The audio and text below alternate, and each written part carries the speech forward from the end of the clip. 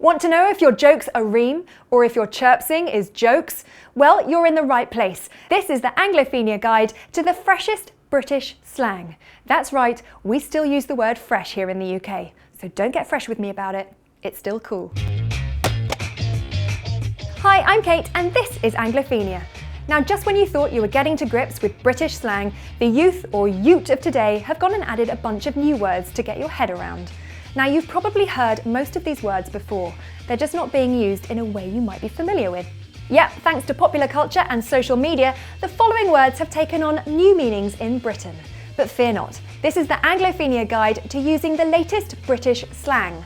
Well, until a whole bunch of new words crop up next month. Okay, so this is the Anglophenia guide to using the latest British slang, July 2015. Wow, we've really got to shorten that title. Dench. I went to see the new James Bond movie and the new actor who plays M is Dench. Oh, is Dame Judy still in the role? No, it's Ralph Fiennes, but his performance was superb. Confused? Don't be. Dench is slang for something that is impressive or super awesome. Dench was invented and popularised by one person.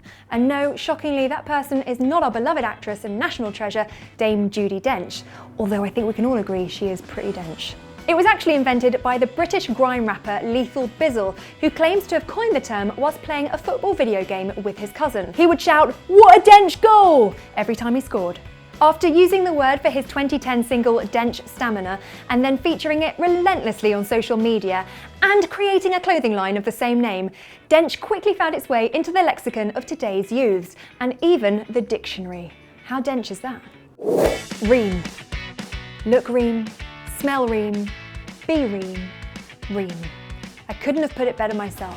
These poetic words to live by are what Joey Essex wrote on his Twitter account. And no, there aren't any typos. Ream is actually a word that was introduced to the rest of the UK a few years ago via Joey and his friends, who are the stars of the British reality TV show The Only Way is Essex, or Towie as most people call it, which follows the glamorous lives of a group of friends based in the county of Essex. Ream means sexy, desirable or cool, and thanks to the popularity of the TV series, Ream is no longer exclusive to Essex. You could say it's now pretty mainstream.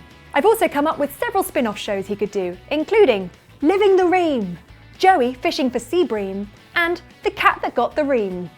Towie producers, call me. Another popular slang expression from Towie is well gel, which is well jealous shortened into a satisfying rhyme. If you're feeling up to it, you could try using both these slang terms together.